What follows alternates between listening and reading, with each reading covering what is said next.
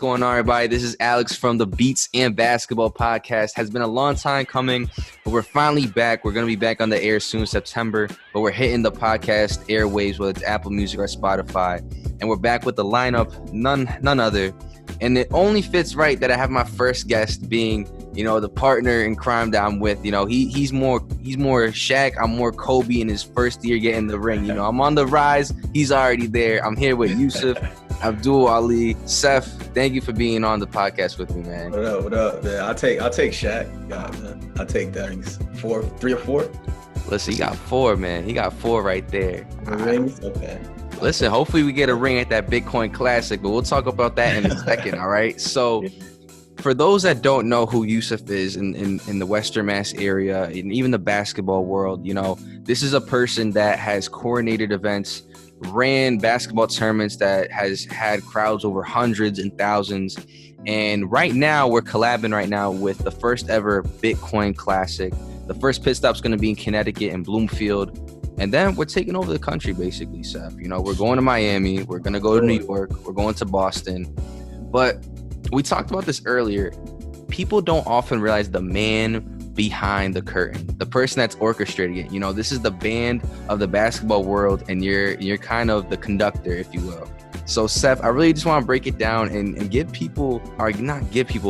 put the spotlight on you so you could kind of talk about yourself and your background. So, Yusuf, you're a native of the 413, born and raised Springfield, Mass, correct? Yes, sir. Born and raised Springfield, Mass, birthplace. So now you're a college alumni too from Bentley University, but you were a hooper there too, a D2 hooper, am I right? Yes, sir. So the floor is yours. I don't have enough talking. I definitely want to hear you out on that. Like, how was your experience being a D2 hooper? I mean, D2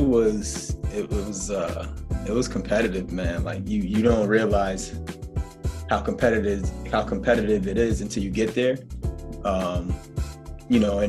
In high school, you're like, I want to go D1, D1, and it's like, it's cool. But then when you get to the D2 and, you get into practice and these dudes got a full year of lifting and just practicing. And then you like, oh man, a lot of these dudes have really stepped up from that high school level. You know what I mean? From high school, they're here. And then right. They got that year of lifting and that year of experience. Instead of the jump here, they're here. The gap is crazy on that. So, and speaking of gaps, between divisions, even life, high school to college, I feel college hoopers, even in the D3 level, don't get their flowers, so to speak. Right. That because a guy like me, after I graduated high school, I was off the bench my senior year. I thought, if I work on my game in the summer, I could be a walk-on at a small D3 school. I went to one workout and it was history for me. I'm an intramural 1,000-point scorer. That I got my name in the intramural gym written on the brick wall. Listen, intramurals is competitive, bro. You gotta battle against the football team. I know how it goes. And listen, we know how football players play. That you rather have them playing with you than against them. Am I right? Like, so I highlight that because people don't get their flowers. Athletes don't get their flowers in Division 2, Division 3, because people don't realize how competitive is it. In D2, there's only about 10 scholarships for the whole roster. Is that right? Mm-hmm. So it's like 8 to some schools only have 8. So it's like you're fighting against your own teammates. Like, how is the locker room chemistry? How is the chemistry on and off the court when some people are not getting that scholarship? When you think you're better than them, how does it work out? When a player isn't producing that it's on a scholarship. Like, to take a person like myself or any listener that's listening right now, what's it like just as a D2 athlete or any collegiate athlete that's battling for scholarships? Yeah. It's. I mean, because you got to think, D3, they don't give scholarships. D1, D2, they do.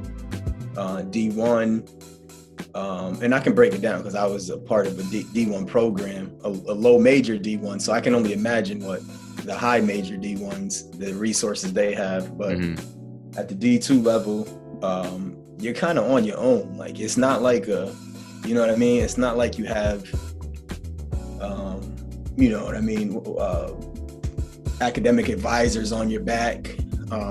You don't have that at the D2 level. It's more or less like you're on your own in terms of academics.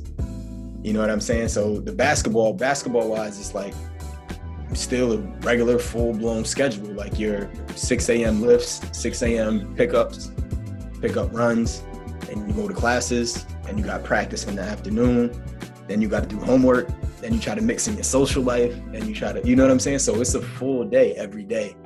And but the difference between Division II and Division I is Division I, you got a lot more resources. You know what I'm saying? Where you have, those tutors, student tutors. You have coaches on your boots every day. Like I didn't see my coach until practice, and I didn't hear from him. And then it's like, all right, schoolwork's not brought up. School, like they just expect you to get that done. Right.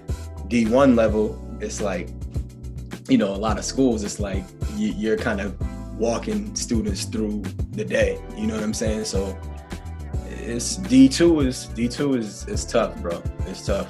The intensity got to be there because from what you said, there's a lot of responsibility within yourself. Your grades, your production on the court, it really falls on you when you don't have the resources, so to speak, of a D1 school.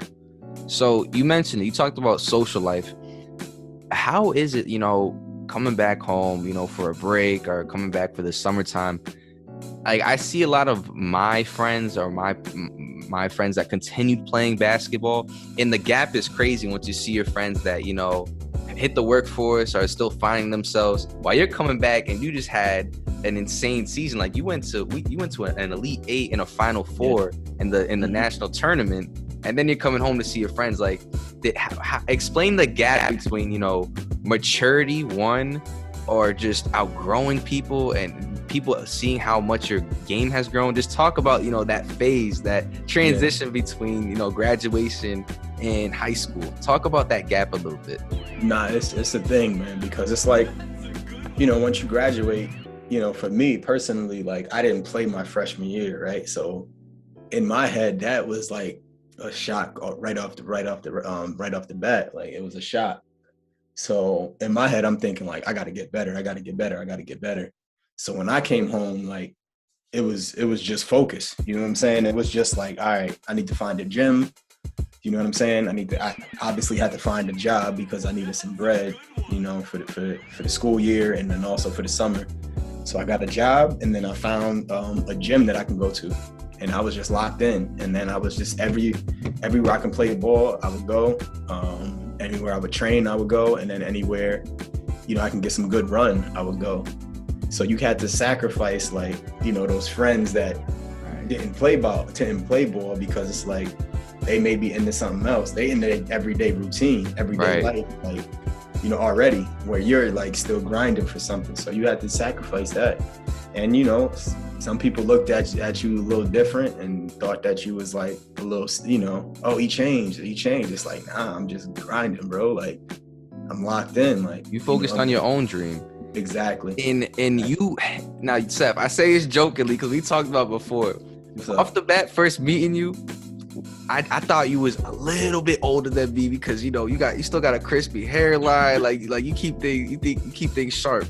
Yeah. But I could tell that you have an old school mentality from when you said, I gotta get better after your freshman year. I feel my generation, if they don't necessarily get playing time, and it's not even at the collegiate level, it's at the high school level now. Right. If things don't work out after one season, if they're not placed on the team they think they're worthy of, given the amount of minutes, or the rotation is not what they expect, they bounce, they leave. Can you talk about like how things have changed over the years? Like we see so many people in the transfer portal in the NCAA. We're in Western Mass, the MIA conference. We see players bounce to new high schools. They go prep, then they go back into the MIA with a whole new school. Talk a little bit about that. How have things changed over the past 10, 15 years with that?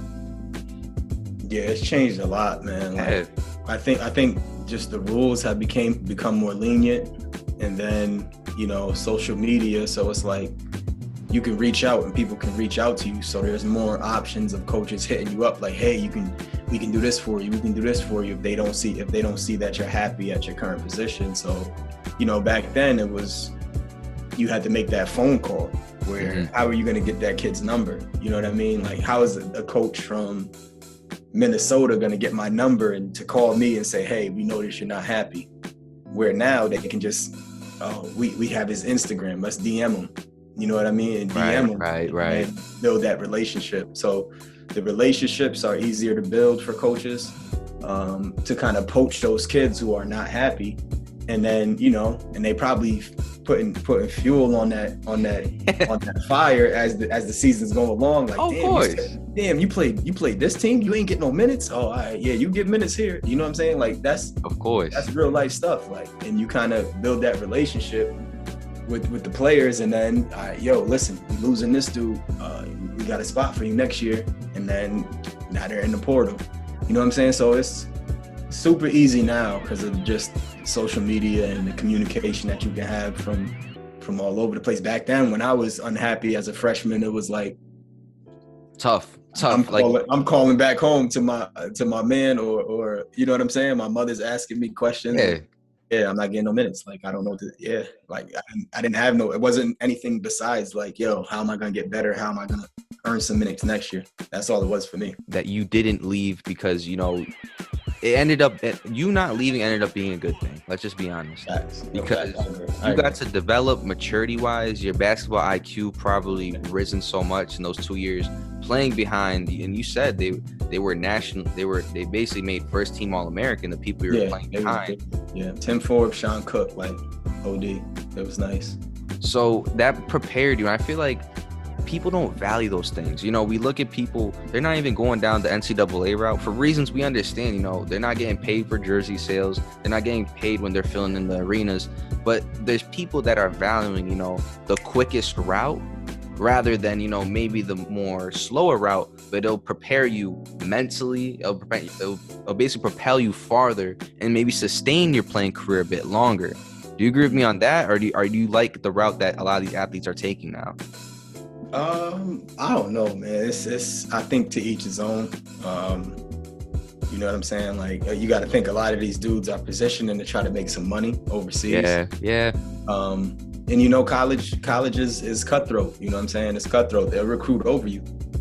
You see it all the time. And it's like these big schools where, you get a big name at a Duke, and then next year they'll go and get another top guard, you know what I'm saying, at the one spot, and then that guard is kind of, pushed to the bench or pushed to the two, and then the other dude got the ball all of his hands. So it's like we're seeing it right now in high school. It's not even. It doesn't have to be at Duke anymore. It's in Chicopee, Massachusetts. It's in AAU. It's in 6th grade, 7th grade AAU. Like, you see it all the time where they get a new kid that comes in and plays for that week, and then whoever was at practice, at doing this thing, doing that, now you losing your minutes to somebody they just picked up for the weekend. So, it's conditioned now amongst kids, but it's the game, bro. So I don't judge anybody for transferring and trying to find like a better home, or, you know what I'm saying, or rolling the dice, because you know what I'm saying? You gotta do what's best. And I don't know anybody's situation, so I don't judge. But all I say is it's super easy now to do it, and a lot of kids are doing it. And some it works out, some it fails. And that's the scariest thing, because you have those home run stories. I think the first one that comes to mind is like Mac McClung. Like, I don't know if you remember him, his highlight mixtape. Went to Texas Tech. Yeah, and he got no minutes in Georgetown, and now he had an amazing season for a great program. But a lot has changed in basketball. Social media has to do with a lot of it. Honestly, basketball has expanded beyond, the big screen. Pro AMs are getting a lot of publicity now. Basketball tournaments are getting a lot of publicity now, that basically basketball is being marketed and it's being profited, not necessarily being the NBA anymore or the NCAA. We look at Ice Cube's The Big Three. Like, there's so many ways you can create revenue out of basketball. Yeah. But the one reason why I'm really excited to sit down and actually have a talk with you is that you create these events now. Life after college. You've graduated, had 2 title runs at Bentley. You come back home now. what happened in those years after that kind of led to you in organizing these events? And, you know, we're definitely going to talk about that. I'll introduce, you know, the listeners to about that, but I want to hear your story and kind of it through your perspective. Yeah. So when I graduated, I still had hoop dreams, you know what I'm saying? So I was trying to get over. I didn't know how to navigate it like I do now. How I would navigate it, I would do it completely different. But when I graduated, you know, I tried to get over. I was talking to an agent. He got me set up with like 2 camps. So I go to the first campus at VCU in Virginia. Yep. So I flew out there. I get there. 3 games in, doing really well. Like I think I was averaging like 16 and like 7 good comp, D1, D2. Like I was doing well. And 3rd game, I got the film too. I found the film recently. I'll send it to you if you want to put it in. I need it. Yeah. All right. So I was doing my thing, and then somebody got a steal, and I'm trying to chase him down, and I reach in from behind and step on his foot. High ankle sprain. Oh man. Yeah, high ankle sprain. Like I never had a high ankle sprain. I've always had like rolled my ankle and it was just, you know, a week and I'll be back. Like, you know what I'm saying? But this one was a high ankle sprain.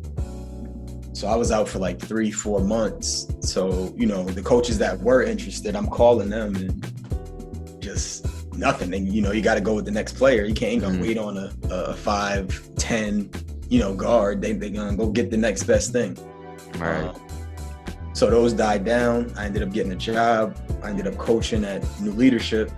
And then that next year came around and I was, you know, started working out, doing my thing, tried to go to the G League, came to Springfield yes. Armor. Tried out for them, made it to like the 2nd rounds. They ended up going with a different player, different guard. They went with Craig Austrie out of UConn. And then, you know, I just wasn't in the mix of like the basketball. I had to get a job, you know what I'm saying? And social life, like I just wasn't in the mix. And then I was coaching too, and I started enjoying that. So then after like that 2nd year, I was like, I'm going all in with the coaching.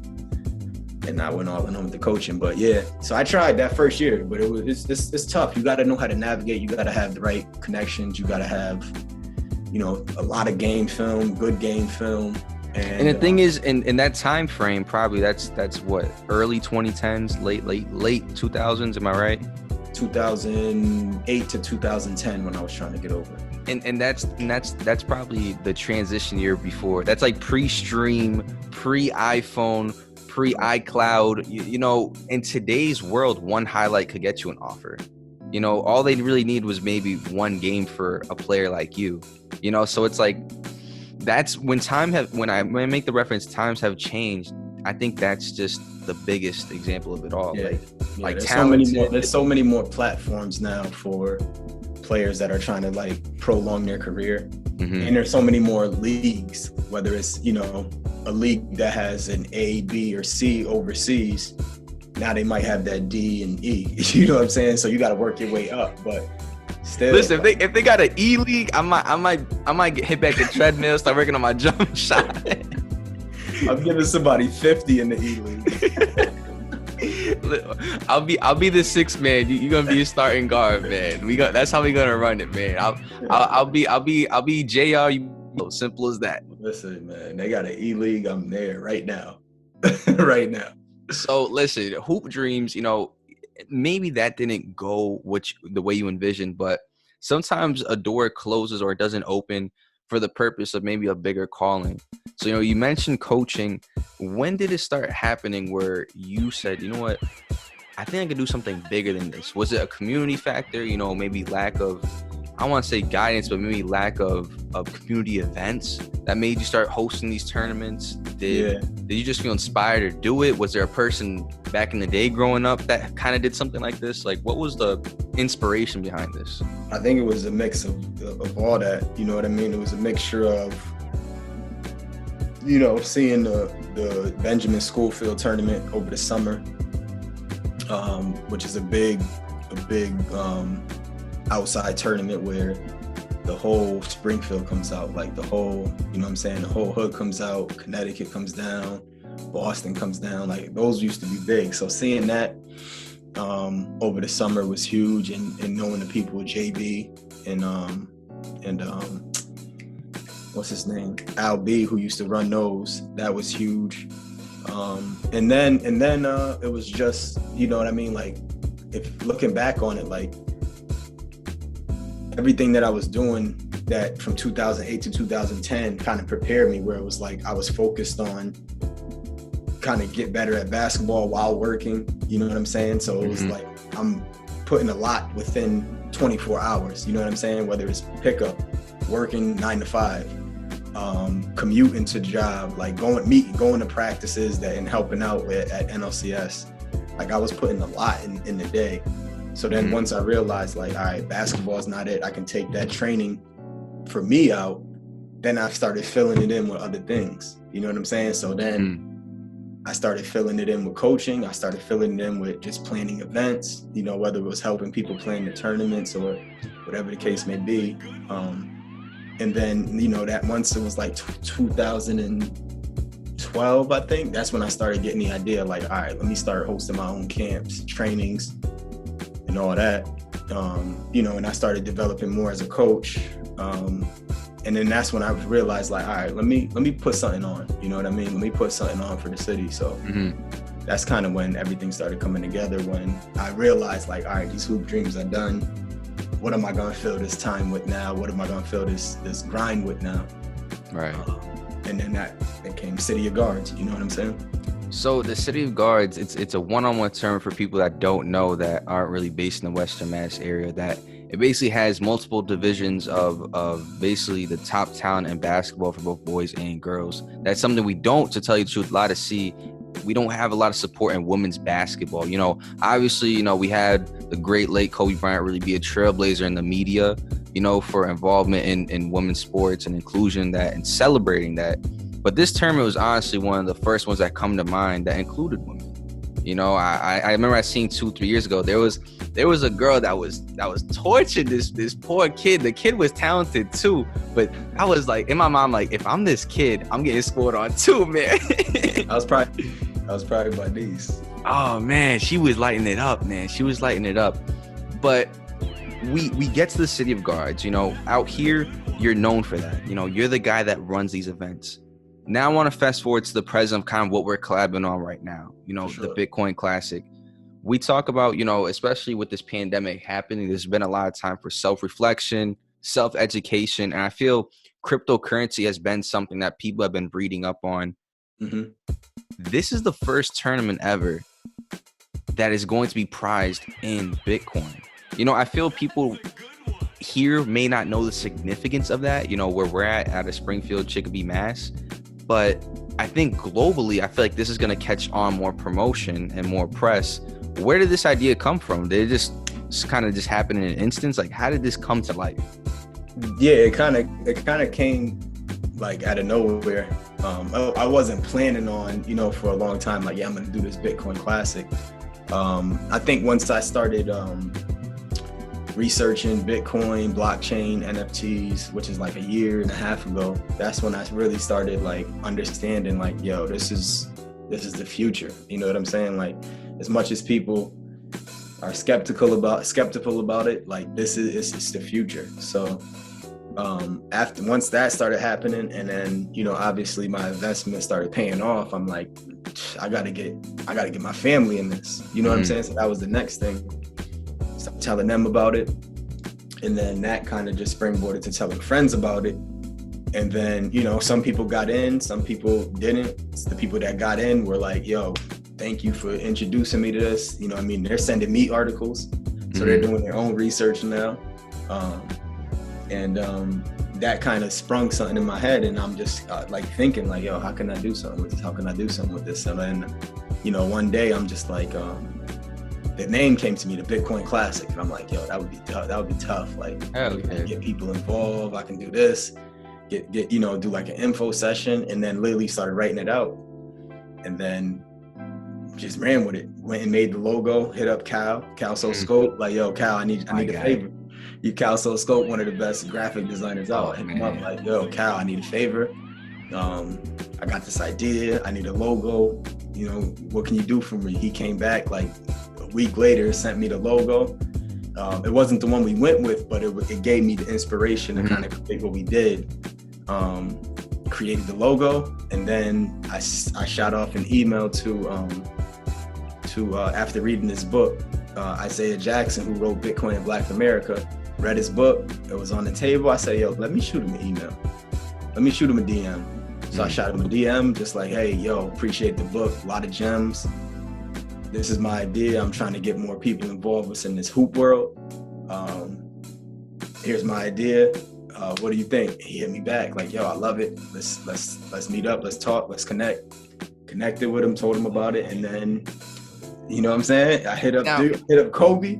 I hit up Kobe when I know I needed content, and this is where we're at, bro. Now let me ask this. You've been playing events for nearly a decade now. You've played on the biggest platforms, national championship games. You're known out here, but do you ever get nervous once you project those ideas to the world? Like, you don't get nervous when you do stuff like this? Like, you're a trailblazer essentially in kind of what you're doing right now. Do you feel any pressure? Are you nervous at all?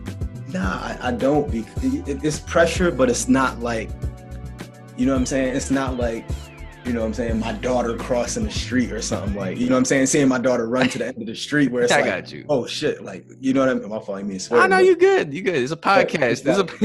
All right, cool. So, but it's not like seeing her run to the street and I'm like nervous, like, oh shoot, what's gonna happen? Like, nah, it's like they put it out there, and if it goes, you grind, and then if it goes, it doesn't. Like I failed like at other things, you know what I'm saying? Like, for example, I'll give you examples. Like I tried to do in Springfield, I tried to do a draft league like way back in the day, 2013. Tried to do it, but I didn't have a gym. You know what I'm saying? I didn't have a gym that was work with me. I didn't have social media wasn't popping like it is now. Yeah, I hear you. It was just a lot of, you know what I'm saying? So that failed, but what sprung from that was the Who You Got one-on-one tournament. You know what I'm saying? And then, another failure was, because I went back and got my master's. So I went back and got my master's from Springfield College. I applied for the Springfield Public School athletic director position. Being an AD. AD. That's being an AD, which I would have killed that position, bro. No questions asked. So I went for that. That, I didn't get the position. They went with somebody else. But again, that's just like little things where it's like things that I really wanted and failed. It's like, all right, I'm good. You know what I'm saying? Like I'm still doing things. I'm still creative. So with this, it's the same thing. Like I believe in it, of course, and I'm just gonna grind, and if it fails, I'm gonna fail big, bro. I mean, you got another believer. Like, I mean, you're running the show right now. You're running the show. Like I said, you're Shaq. I'm Kobe. With the content, we good to go. That's why, of course, being back in business on the podcast, I had to have you first on just to discuss it. But let me ask this: how are the players responding to the Bitcoin Classic? Because we're doing basically a pit stop at multiple locations for those that are locked in listening to the podcast right now. That basically the Bitcoin Classic, this is a tour. Like, we're going to Bloomfield, Connecticut, May 2nd. We're going to Miami in first week of June, and then we're bringing it back up to the East Coast on the northern East Coast. We're going to New York. We're going to Boston. How are players reacting to this? Like, I feel like now the buzz is starting to go. Now we're getting closer to our first pit stop. Yeah. What's going on with Miami? Like, Miami's a big stage up there. They hoop for real. Miami, that's if we can pull this off, being completely honest, if we can pull this off, bro, like this will be something. Like, to go to a different state and put on an event, like it's hard because you don't have that footprint, you don't have those connections, you don't have that player respect. So it's like you're going in as just like a regular, you know what I'm saying? Like, no connection. So I'm building those out now, and I think if we could pull this off, bro, it'll be something epic and kind of the start of something big. But Connecticut is nothing to, like, to snooze on, man. You know what I'm saying? Because Connecticut is gonna be competitive. It's got good talent. We got DJs, we got raffles, we got you announcing, it's gonna be a good time, man. It's gonna be good. Listen, no disrespect to these pro AMs out here, no disrespect to these men's leagues, but like I feel the Bitcoin Classic merch, I'm talking about just the jerseys themselves. I feel like no one's in the front running of that in comparison to us. Like I have to tell you, for folks, I'll drop the link on the YouTube channel for the merch and all that. Definitely check that out because damn, like whew, I'm not playing. I've hung up my jersey. Like I said, 1,000-point score in the intramural league. I'm wearing my jersey the day of this tournament. Like you have to. It's only right you do that. It's only right. I'm wearing mine too, man, because I'm proud of those, man. It's like, you know, for your baby, so you want them fly, you want it cool, you want it to be, you know what I'm saying, next level. So that's kind of the stamp that I'm trying to put on this first one in Connecticut for sure, bro. Now I'm happy we sat down and finally had this convo, actually, you know, deep diving behind your history, you know, the man behind the curtain, the man that's running all these events. And I'm happy we highlighted the TBC because this isn't a basketball tournament. This is more than a basketball tournament. This is understanding cryptocurrency, something that I'm really not educated on myself, that really I'm going for the tournament for that purpose. Also, you know, the importance of these players like in your shoes after you graduated. An event like this would have been another showcase, essentially, another opportunity to hoop. So I feel the significance behind this for the players is another chance to get more exposure. You know, we're in a pandemic. People really can't play overseas. You know, we have pro players that are coming home early playing in this tournament. So this is another opportunity to really expose your talents. And also, people are itching to watch basketball. Like, there's people in the stands now. Like, we're going to have a live audience. So I feel the excitement's going to be there. I'm really, really pumped to be a part of this.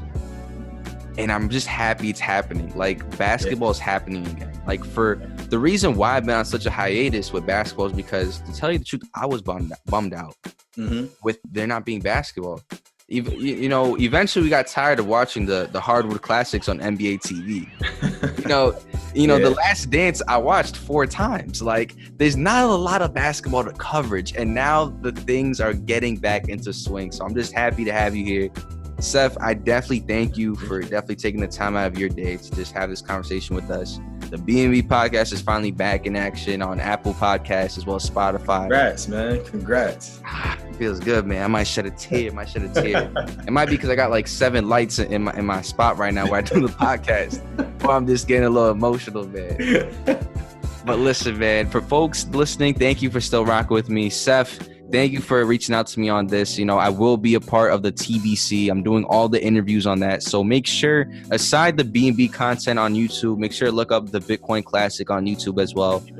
Make sure, because we got a whole lot of interviews, a whole lot of content, you know, with the author of the book you were talking about, Isaiah Jackson, all these players that have played overseas, 413 legends. It's going to be a hell of an event. Seth, thank you again, brother. Appreciate you, man. And you're not collabing, you're not helping. You building the TVC with me. You know what I'm saying? Let's run with that. It's a team. I like the sound of that. You got building the TVC. You know right, what I'm saying? Fair enough, man. I'm gonna post this right now. We back in action. All right, brother. All right.